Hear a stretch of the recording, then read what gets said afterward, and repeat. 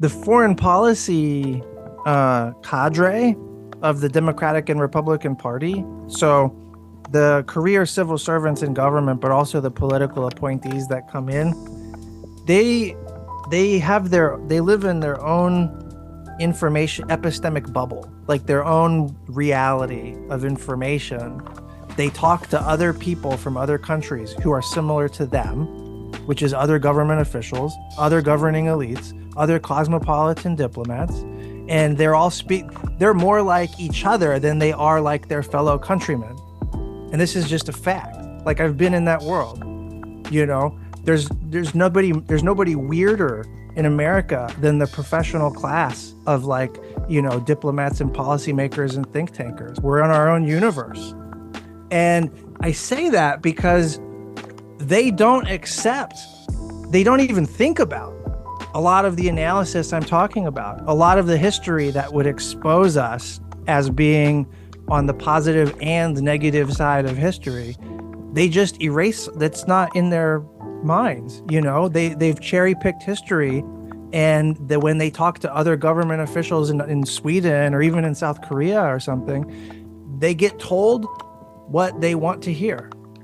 And that's part of being a diplomat, is like, you're the barbarian handler. You tell the foreigner Wenoms like what they want to hear, because it costs you nothing and you might get something out of it.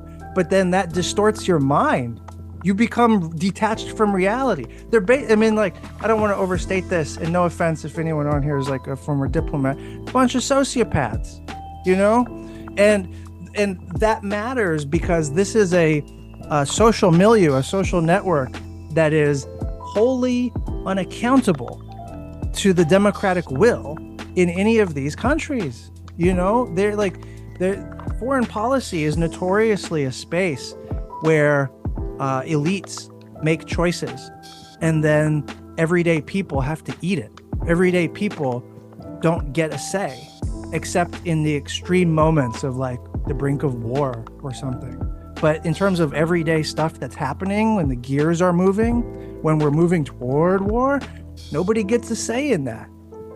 And so there's the unaccountability of the foreign policy space becomes a compounding problem when the people who are making choices about foreign policy don't think like their fellow countrymen, don't recognize reality, because they're all eating up each other's propaganda, this, like, homogenized, you know, knowledge base that doesn't reflect the real. And so they're living this very romantic life in their imagination while Rome is burning, you know? And they're not making the connection between the domestic and the international. They still think like, oh, we're doing this great global project on behalf of the world. Yes, there's this thing where the Capitol got stormed by an insurrection. Yes, the president tried to throw a self-coup, but never mind that. I mean, like, they're so far divorced from reality, and that's separate from the power realities of Asia, you know? Like, China is central to the production and value chain networks of Asian political economy. China is also, like, quite a large military power. And the idea that we're not going to accommodate them in any way, and in fact are going to antagonize them in every way, is just setting up the region for failure. And who gets a say in that? Who gets to have a voice in that? Basically nobody, except for these government officials who only talk to each other and are not accountable to the democratic will.